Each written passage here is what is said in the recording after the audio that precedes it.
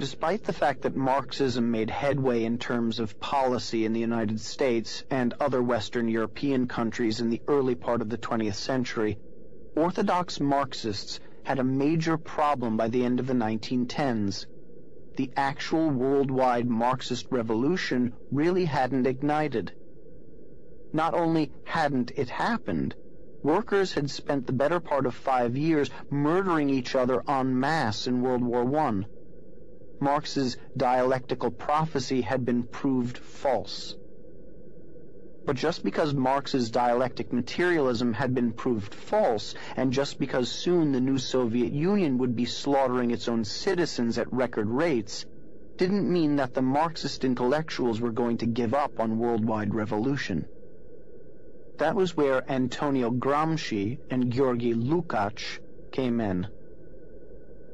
Gramsci was an Italian socialist who saw tearing down society as the necessary precondition for the eventual victory of global Marxism. Marxism simply hadn't won because men were weak. And men were weak because they were the products of a capitalist society. Man is above all else mind, consciousness. Gramsci wrote in 1916, that is, he is a product of history, not of nature. There is no other way of explaining why socialism has not come into existence already. Lukács built on Gramsci, deciding that Marx's dialectic materialism wasn't really a prophetic tool for predicting the future. It was a tool for tearing down society itself. Simply destroying the status quo in the minds of the people would bring Marxism. Lukács's view was so influential that, for a time, he actually became Deputy Commissar of Culture in Hungary, where he proceeded to push a radical sex ed program encouraging free love and rejection of morality. In that role, he tried to live out his ideology of destruction. I saw the revolutionary destruction of society as the one and only solution. A worldwide overturning of values cannot take place without the annihilation of the old values and the creation of new ones by the revolutionaries. Fortunately, the people of Hungary weren't nuts, so they dumped him. That left Lukács unemployed, but not for long. Felix Weil was a young radical from Frankfurt, Germany, and a devotee of Marx. He, like Lukács, saw the problems of implementing socialism, namely that nobody really liked it very much. But like most of today's lefty college students who live off their parents' money while preaching the downfall of the capitalist system, he was rich. So he used his granddaddy's money to fund the Institute for Social Research, which was really a precursor to John Podesta's Center for American Progress, funded by George Soros.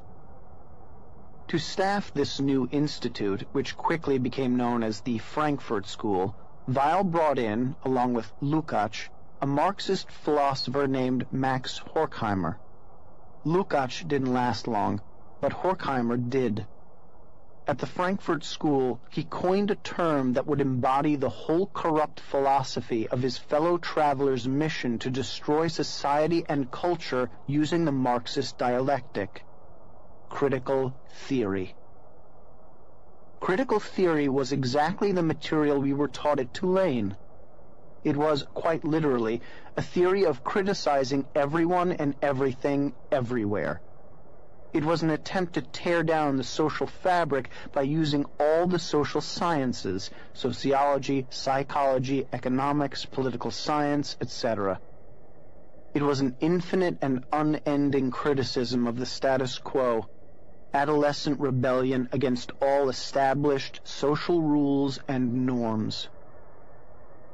Critical theory, says Horkheimer, is suspicious of the very categories of better, useful, appropriate, productive, and valuable as those are understood in the present order. So, if you liked ice cream better than cake, or thought a hammer might be more useful than a screwdriver in a particular situation, you were speaking on behalf of the status quo. The real idea behind all of this was to make society totally unworkable by making everything basically meaningless. Critical theory does not create. It only destroys, as Horkheimer himself openly stated. Above all, critical theory has no material accomplishments to show for itself. No wonder my thought upon graduating was that getting a job was selling out. When Horkheimer took over the Institute in 1930, he filled it up with fellow devotees of critical theory like Theodor Adorno, Erich Fromm, and Herbert Marcuse. Each agreed with the central idea of critical theory, namely that all of society had to be criticized ad nauseum, all social institutions leveled, all traditional concepts decimated. Marcuse later summed it up well. One can rightfully speak of a cultural revolution since the protest is directed toward the whole cultural establishment, including the morality of existing society. What we must undertake is a type of diffuse and dispersed disintegration of the system. All of these boring and bleating philosophers might have faded into oblivion, as so many Marxist theorists have, but the rise of Adolf Hitler prevented that. With Hitler's rise, they had to flee. Virtually all of them, Horkheimer, Marcuse, Adorno, Fromm, were of Jewish descent, and they had no place to go except the United States. The United States' tradition of freedom and liberty, its openness to outside ideas, and our highest value, freedom of speech, ended up making all America vulnerable to those who would exploit those ideals. We welcomed the Frankfurt School. We accepted them with open arms. They took full advantage. They walked right into our cultural institutions, and as they started to put in place their leadership, their language, and their lexicon, too many chose to ignore them. And the most dangerous thing you can do with a driven leftist intellectual clique is to ignore them. We always feel that our incredible traditions of freedom and liberty will convert those who show up on our shores, that they will appreciate the way of life we have created. Isn't that why they wanted to come here in the first place? We can't imagine anyone coming here, experiencing the true wonder that is living in this country and wanting to destroy that. But that's exactly what the Frankfurt School wanted to do. These were not happy people looking for a new lease on life. When they moved to California, they simply couldn't deal with the change of scenery. There was cognitive dissonance. Horkheimer and Adorno and depressive allies like Bertolt Brecht moved into a house in Santa Monica on 26th Street, coincidentally the epicenter of my childhood. They had moved to heaven on earth from Nazi Germany and apparently could not handle the fun, the sun, and the roaring good times. Ingratitude is not strong enough a word to describe these hideous malcontents. Brecht and his ilk were the Kurt Cobains of their day, massively depressed, nihilistic, people who wore full suits in 80-degree weather while living in a house by the beach. As Adam Cohen wrote in the New York Times, these were dyspeptic critics of American culture.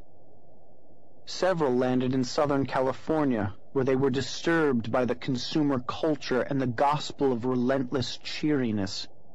Depressive by nature, they focused on the disappointments and venality that surrounded them and how unnecessary it all was. It could be paradise, Theodor Adorno complained, but it was only California. Adorno was wrong. It was paradise. To the rest of the world, America's vision was a vision of paradise. And these Marxists were here to try and destroy the best lifestyle man had ever created. Members of the Frankfurt School had some American allies, men who had accepted the Roosevelt-Wilson synthesis of Hegel and Marx and who were now looking for the next step. The Frankfurt School had been sending mailers out to prominent fellow traveler sociologists in the United States for some years and creating connections with them. Meanwhile, Columbia University's sociology department was dying. They needed new blood, and they liked what they saw in the Frankfurt School. All the Frankfurt School had to do was to get into the country, and they'd take their place in the hallowed halls of American academia. Fortunately for them, there was an organization called the Institute of International Education, specifically devoted to helping fleeing scholars from Germany. The man who held the post of Assistant Secretary of the Emergency Committee in Aid of Displaced Foreign Scholars was one Edward R. Murrow, who helped ship in many of the Frankfurt School's greatest minds. Once in the country, the Frankfurt School was almost immediately accepted at Columbia University. It was a marriage made in hell. With their tentacles affixed to the institutions of American higher education, the Frankfurt School philosophy began eking its way into every crevice of American culture. Horkheimer's critical theory became a staple of philosophy, history, and English courses across the country. Horkheimer himself took his show on the road, from Columbia to Los Angeles to the University of Chicago. Meanwhile, Erich Fromm, one of the Frankfurt School's main thinkers, was pushing cultural Marxism through psychology by blaming Western tradition for the rise of Nazism and the rejection of Marxism. This was a fiction, of course, convenient rewriting of science to meet a political agenda. Leftists today still call their opponents Nazis on the basis of this flawed and inane psychoanalysis. Early on, Fromm embraced the ideas of Frankfurt School fellow Wilhelm Reich, who felt that psychological problems largely stemmed from sexual repression, and said that sexual liberation from societal mores could cure large numbers of people. Reich, whose psychoanalysis included disrobing his patients and then touching them, helped place the foundations of modern feminism, arguing that the repression of the sexual needs creates a general weakening of intellect and emotional functioning. In particular, it makes people lack independence, willpower, and critical faculties. Marriage, he wrote, ruins lives. Marital misery, to the extent to which it does not exhaust itself in the marital conflicts, is poured out over the children. Fromm also expanded on the parenting ideas of Lukács and John Dewey, who rejected parental authority, telling parents to stand by and let their children reinvent the wheel through experience. Fromm's philosophy was imbibed by a young socialist student named Benjamin Spock, who would go on to shape a generation of parents with his child-rearing book, The Common Sense Book of Baby and Child Care, which helped launch the self-esteem movement. At the same time, Frankfurt School scholar Theodor Adorno was sliding Marxism into the American consciousness by attacking popular trends in the world of art. First teaching at Columbia and then later at Princeton, he argued that television and movies were problematic because they appealed to the masses, but television and the movies weren't catering to the public tastes. They were shaping them, Adorno argued. Popular art and culture had destroyed true art, which is always used for revolutionary purposes, he said. All popular art, therefore, had to be criticized as a symptom of the capitalist system. All art had to be torn down. Performance art and modern art found their philosophical foundation in Adorno. The long line stretching from Piss Christ to Karen Finley smearing herself with feces to Susan Sarandon celebrating being hit with transsexual projectile vomit all had its roots with Adorno. This nihilistic influence in art, reinforcing the destruction of cultural norms, means that many grown adults have never experienced an epoch in which the transcendent and the innately beautiful have been celebrated as the artistic ideal. And it all started because a rat pack of Nazi-fleeing depressives couldn't appreciate leaving the world's most oppressive place for the world's most spectacularly free and beautiful place. Santa Monica. Google it. It takes a sincerely deranged soul to want to deconstruct the good life and the optimistic citizenry in order to create mass intellectual and spiritual misery. But that's exactly what they did. And as they constructed their philosophical dystopia, all the pieces of the modern leftist puzzle began falling into place. But all of these major contributors to the Frankfurt School of Thought paled in comparison to Herbert Marcuse, the founder of the New Left. Marcuse joined the Frankfurt School in 1933 and quickly became a leader of the movement. After he moved to the United States and became a citizen, he was hired by FDR's Office of War Information to create anti-Nazi propaganda, despite his Marxism. He also worked in the Office of Strategic Services, the pre-CIA OSS, and the State Department, where he worked to prevent the United States from pushing Germany away from democratic socialism. He taught at Columbia, then Harvard, then Brandeis, and then, finally, at the University of California in San Diego. He really hit his stride in 1955, however, with the publication of Eros and Civilization. The book essentially made Wilhelm Reich's case that sexual liberation was the best counter to the psychological ills of society. Marcuse preferred a society of polymorphous perversity, which is just what it sounds like, people having sex every which way with whatever.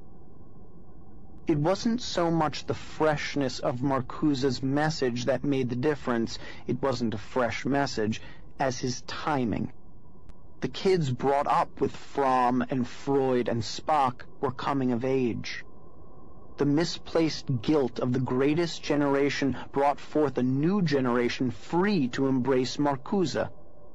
While similar philosophies of sex had failed in the 1920s, 1930s, and 1940s, by the 1950s, the men and women who had suffered through the Great Depression and fought in World War II were determined to raise privileged kids who would never have to actually fight for their country or work for their food.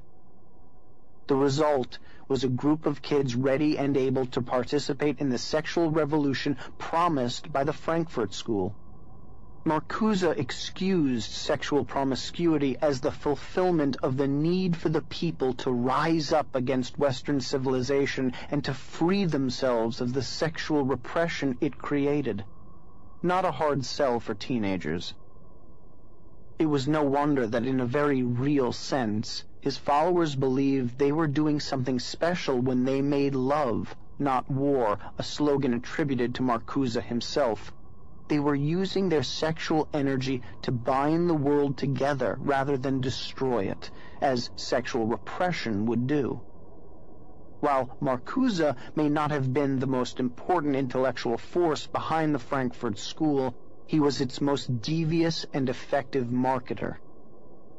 The advertising adage, sex sells, was applied to selling a generation on the idea that their parents' values and ideals were repressive and evil. Where, geographically, did Marcuse come to this nihilistic understanding? The picturesque cliffs of La Jolla overlooking the Pacific Ocean. Marcuse carried his critical theory in another destructive direction as well. While repeating the Marxist trope that the workers of the world would eventually unite, he saw the Third World's anti-colonial movements as evidence that Marx was right. He recognized that in the United States there would be no such uprising by the working class. He therefore needed a different set of interest groups to tear down capitalism using his critical theory. and he found those groups in the racial, ethnic, and sexual groups that hated the old order. These victimized interest groups rightly opposed all the beauties of Western civilization with all the defiance and the hatred and the joy of rebellious victims, defining their own humanity against the definitions of the masters. Marcuse's mission was to dismantle American society by using diversity and multiculturalism as crowbars with which to pry the structure apart, piece by piece. He wanted to set blacks in opposition to whites, set all victim groups in opposition to the society at large. Marcuse's theory of victim groups as the new proletariat, combined with Horkheimer's critical theory, found an outlet in academia, where it became the basis for the post-structural movement, gender studies, LGBT/queer studies, African American studies, Chicano studies, etc. All of these blank studies brazenly describe their mission as tearing down traditional values and the accepted traditions of Western culture and placing in their stead a moral relativism that equates all cultures and all philosophies, except for Western civilization, culture, and philosophy, which are exploitative and bad. Marcuse was widely accepted in the 1960s by the student movement, so much so that students in Paris during the 1968 uprising marched with banners reading Marx, Mao, and Marcuse. But he still wasn't winning in America. Marcuse had a big problem. America's founding ideology is still far sexier than that of the Marxists, who insist on a tyrannical state of equality rather than freedom with personal responsibility. Even if Marcuse was promising unending sex, drugs, and rock and roll, most Americans were more interested in living in liberty with their families, in a society that values virtue and hard work rather than promiscuity and decadence. So Marcuse had to find a way to defy the opposition. He found it in what he termed repressive tolerance.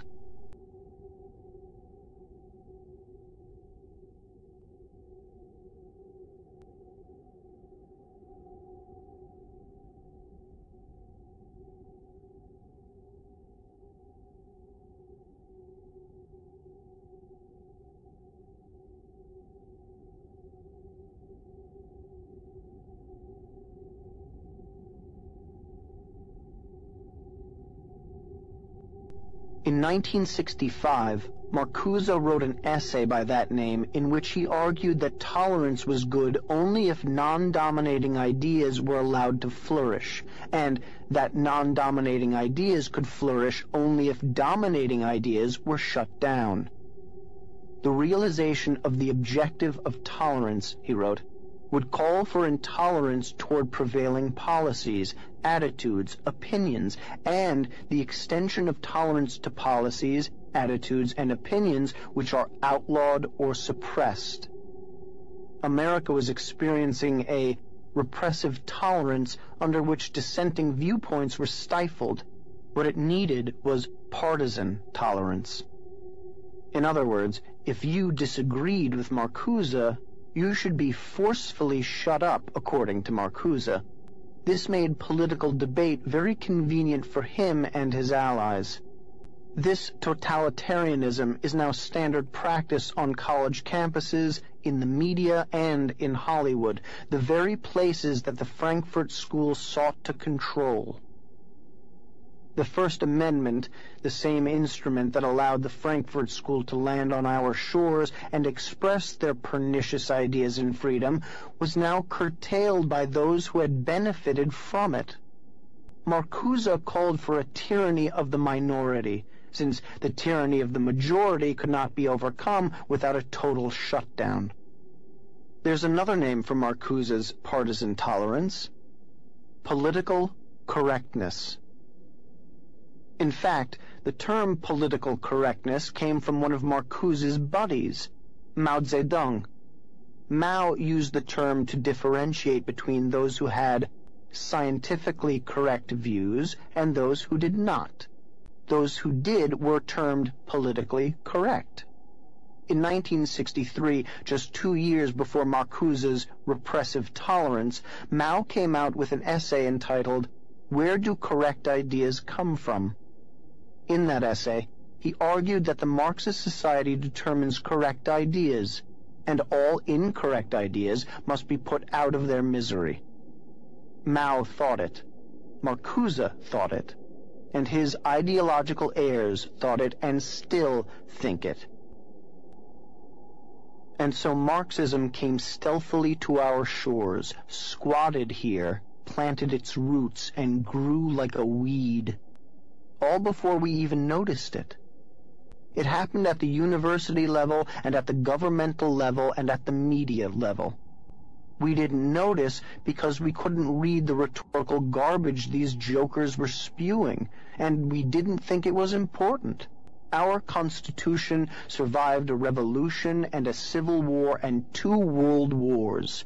Why should we worry about a few German eggheads? Especially since America was economically thriving under such oppression.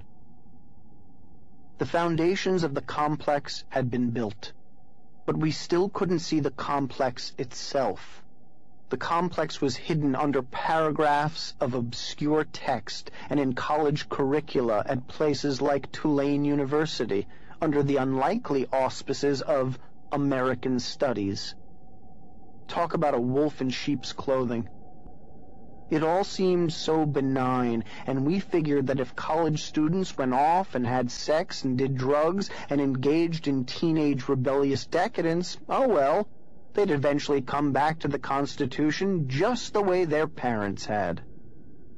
We slept while the other side armed, and while we snoozed, they secretly stole away our defensive weaponry, our allegiance to the Constitution and to freedom of speech and opinion. It was only when they fired the first shots over our bow that we noticed we were unarmed, and that they had weaponized the cloudy bacteria of their philosophy into full-bore ideological anthrax, ready to deploy on a moment's notice. The line was becoming clear. Marx and Hegel had paved the way for the progressives, who in turn had paved the way for the Frankfurt School, who had then attacked the American way of life by pushing cultural Marxism through critical theory. The Frankfurt School thinkers had come up with the rationale for radical environmentalism, artistic communism, psychological deconstruction of their opponents, and multiculturalism. Most of all, they had come up with the concept of repressive tolerance, aka political correctness.